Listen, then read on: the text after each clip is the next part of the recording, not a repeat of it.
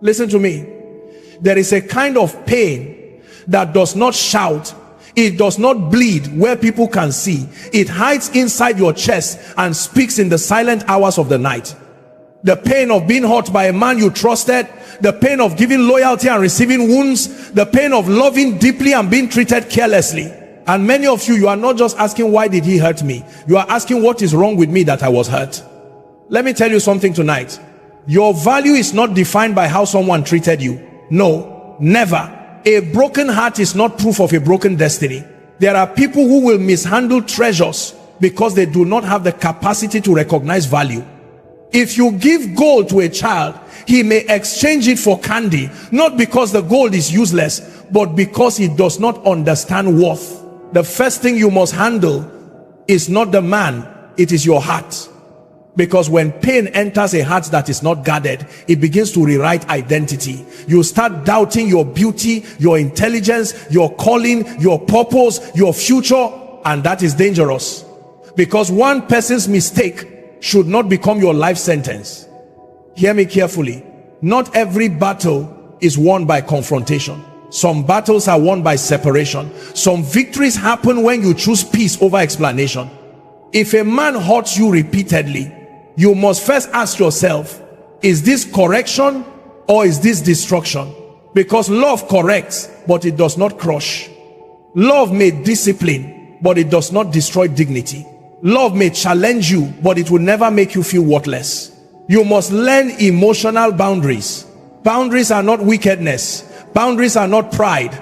Boundaries are wisdom. If you keep allowing someone access to your heart while they keep bringing pain, you are not being loving, you are being self-neglecting. And let me tell you something powerful. Forgiveness does not always mean continued access. You can forgive someone and still close the door. You can release bitterness and still protect your peace. Many people think strength is staying and enduring anything. No. Sometimes strength is walking away with tears in your eyes, but dignity in your soul. You must understand, you are not called to be someone's emotional punching bag. You are not called to be where you are tolerated. You are called to be where you are valued, respected, and honored. And to the woman listening to me now, if a man hurts you, do not rush to change yourself just to keep him. Anyone who requires you to shrink to fit into their life does not deserve the fullness of who you are. Let your healing be intentional. Heal before you jump into another attachment. Heal before you make permanent decisions from temporary pain. Because pain has a voice, and if you don't silence it, it will choose your future for you. Spend time rebuilding your identity. Spend time remembering who you were before the hurt. Spend time with God. Spend time with purpose. Spend time with people who speak life into you. And hear this, not every man will hurt you. Do not let one bad experience make your heart a prison. Pain should teach you wisdom, not build walls that block destiny. The right man will not confuse you. The right man will not make you beg for respect. The right man will not make you feel like loving you is a burden. And until that season comes, become whole, become strong, become peaceful, become the kind of person who does not need validation to know their worth. Because when you know your worth, you stop negotiating with pain. I pray for you that every wound in your heart will become wisdom, that every tear will become strength, that every betrayal will become clarity, and that you will never again reduce your value just to keep someone who is comfortable hurting you. You are not what happened to you. You are who you choose to become after it. And you are stronger than you think. Guard your heart before trying to fix the person who hurt you. Because many times when pain comes from someone we love, our first instinct is not protection, it is repair. You want to understand them, rescue them, help them change, help them grow, help them see your value. But listen carefully, a bleeding heart cannot perform surgery. When your emotions are wounded, your judgment becomes weak, your boundaries become blurry, and your identity becomes negotiable. And this is where many people lose themselves, not because they are weak, but because they are compassionate without protection. There is a dangerous mindset that says love means endurance without limits, but wisdom teaches that even love needs structure. When you do not guard your heart, you start absorbing words that were never meant to define you. You start carrying guilt that does not belong to you. You start taking responsibility for another person's brokenness. And slowly, without realizing it, you begin to adjust your personality just to reduce conflict. You laugh less, you speak less, you dream less, you shine less. Not because you are becoming humble, but because you are becoming smaller. Guarding your heart means observing patterns, not just promises. Anyone can apologize in the moment. Anyone can cry when they fear losing you. Anyone can promise change when consequences are near. But patterns reveal truth. And when you guard your heart, you give yourself permission to step back and watch actions over time, not just emotions, in moments. Because pain repeated is no longer a mistake, it is a pattern. Many people rush into fixing others because they are afraid of losing connection. But hear this deeply: connection without safety is emotional slavery. If you constantly feel anxious, confused, or emotionally unstable because of someone's behavior, your heart is not safe there. And when your heart is not safe, you cannot love freely. You can only survive emotionally. Survival love is not real love. It is fear disguised as loyalty. Guarding your heart also means understanding that you are not responsible for healing someone who refuses to heal themselves. You can support growth, but you cannot become someone's emotional oxygen. When a person depends on you to regulate their anger, their insecurity, their jealousy, or their disrespect, they are not loving you. They are using your strength to avoid building their own. There is also a spiritual dimension to guarding your heart. Your heart is the seat of your beliefs, your confidence, your sense of identity, your sense of direction. When someone repeatedly hurts you, they are not only affecting your emotions, they are slowly rewriting how you see yourself and how you see love. If you are not careful, you will start believing that pain is normal in relationships. You will start believing that being misunderstood is your portion. You will start believing that you must suffer to be loved. Guarding your heart is not about becoming cold or distant. It is about becoming wise and intentional. It is about knowing when to open fully and when to step back and observe. It is about understanding that access to your heart is a privilege, not an entitlement. And privileges are sustained by respect, consistency, and emotional responsibility. Sometimes guarding your heart will feel lonely, because when you stop overgiving, some people will call you changed. When you stop tolerating disrespect, some people will call you proud. When you stop chasing validation, some people will call you distant. But growth often looks like distance to people who benefited from your lack of boundaries. When you guard your heart, you give yourself time to heal properly. You give yourself time to hear your own thoughts without noise. You give yourself time to remember your value without someone constantly questioning it. And in that space, clarity begins to grow. Strength begins to return, identity begins to rebuild, and emotional stability begins to settle inside you like peace you forgot you deserved. Forgiveness does not mean allowing continued access to your life, because many people have been taught that if you truly forgive, you must go back to how things were before. But true forgiveness is about releasing poison from your heart, not reopening doors that led to your pain. Forgiveness is internal freedom, not external permission. It is possible to forgive someone deeply and still recognize that their presence in your life is not safe for your peace, your growth, or your identity. One of the biggest emotional traps is confusing kindness with access. Just because you have a good heart does not mean everyone deserves a permanent place in your life. When someone hurts you and you forgive them, you are choosing to remove bitterness, anger, and revenge from your spirit. You are choosing not to carry emotional weight that can slowly destroy your joy.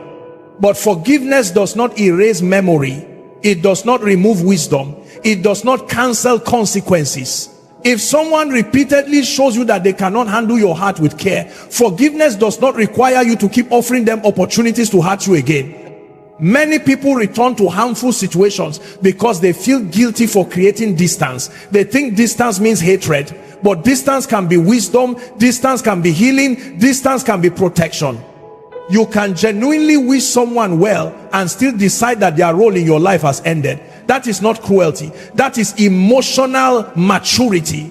Because sometimes the most loving thing you can do for yourself is to step away from cycles that keep breaking you. When forgiveness is misunderstood, people become trapped in emotional cycles. They forgive, the person apologizes, things feel better for a short time, then the same behavior returns. And every time this cycle repeats, the pain cuts deeper because hope was involved. Hope is powerful, but hope without change becomes emotional torture. Forgiveness should never be used as permission for someone to avoid growth. If someone knows you will always forgive without changing their behavior, they may never feel the urgency to become better. Forgiveness also does not mean you must explain yourself repeatedly. Some people will try to manipulate your kindness by asking for endless chances, emotional discussions, or guilt-based conversations. They may remind you of your history together. They may remind you of your promises. They may make you feel like protecting yourself is betrayal, but protecting your peace is never betrayal. Your emotional health matters. Your stability matters. Your ability to wake up without anxiety matters. There is strength in quiet forgiveness. Forgiveness that happens in your heart without announcements, without drama, without needing the other person to even understand it. Because forgiveness is not a performance, it is a release. It is choosing to live without carrying emotional chains connected to someone else's actions. You must also understand that access to your life is earned through consistency, not apologies. Anyone can say sorry. Anyone can cry when they are afraid of losing you. But consistent respect, consistent honesty, consistent emotional responsibility, these are the true proofs of change. And if those things are missing, forgiveness does not mean you must keep giving access to your heart, your time, your vulnerability. Sometimes you will forgive and still feel sadness when you remember what happened. That is normal. Forgiveness does not erase emotional memory. It simply removes the power of the pain to control your future decisions. You can forgive and still decide that you deserve relationships that do not constantly require emotional recovery. There are seasons in life where letting go is part of growth. Not because you hate the person, not because you want revenge, but because you finally understand that your peace is valuable. And peace grows where respect lives. When respect is absent, peace cannot survive for long. And when peace is constantly disturbed, your spirit becomes tired, your confidence becomes weak, and your ability to love freely becomes damaged.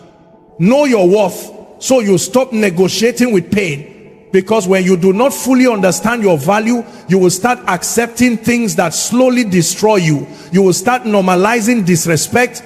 You will start explaining away bad behavior. You will start lowering your standards just to keep someone in your life. And the dangerous part is, this does not happen suddenly. It happens slowly, through small compromises that seem harmless in the moment but become heavy chains over time. When you do not know your worth, you begin to believe love must be earned through suffering. You start thinking that if you just become more patient, more quiet, more understanding, more available, then maybe you will finally be treated right. But real love does not require you to abandon yourself. Real love does not grow in an environment where you are constantly proving you deserve basic respect. When you truly know your worth, you understand that love should feel safe, not confusing. It should feel stable, not unpredictable. It should feel respectful, not humiliating. Many people negotiate with pain because they are afraid of being alone. Loneliness can make unhealthy situations feel better than empty space. But there is a difference between being alone and being emotionally abandoned while sitting next to someone. When someone constantly hurts you, ignores your feelings, or makes you question your value, you are already experiencing emotional loneliness. Staying does not fix loneliness. Sometimes it deepens it. Knowing your worth means recognizing that you are not an option that can be picked up and dropped based on someone's mood. You are not temporary comfort. You are not emotional backup. You are not someone who should only be valued when you are useful. Your presence, your time, your love, your loyalty, these are valuable things. And valuable things are not given freely to people who do not handle them with care. When you know your worth, you stop chasing validation. You stop needing constant reassurance to feel secure. You stop allowing someone's mood to determine your peace, because your value becomes something internal, something stable, something that does not change based on who stays or who leaves. And this changes how you respond to pain. Instead of asking, how can I fix this person, you start asking, is this situation healthy for me? There is power in emotional self-respect. Self-respect means you listen to your discomfort instead of ignoring it. It means you pay attention when your spirit feels heavy around certain people. It means You trust yourself enough to step back when something feels wrong, even if you cannot explain it perfectly. Your intuition often sees danger before your logic can explain it. Knowing your worth also changes how people treat you, because people learn how to treat you based on what you tolerate. When you tolerate disrespect, you silently teach others that disrespect is acceptable. But when you stand firm in your standards, when you calmly refuse treatment that damages your peace, you teach people that access to you requires emotional maturity. It is important to understand that knowing your worth is not arrogance. It is not pride. It is not thinking you are better than others. It is simply recognizing that your heart, your mind, your time, and your emotional energy are valuable resources, and valuable resources must be protected. They must be invested carefully. They must be given where they are appreciated, not where they are taken for granted. When you truly know your worth, you become less afraid of losing people, because you understand that losing people who cannot treat you right is not loss. It is protection. It is alignment. It is life removing what cannot support who you are becoming. And when you stop negotiating with pain, you create space for healthier love, healthier connections, healthier environments where you can grow without constantly defending your value.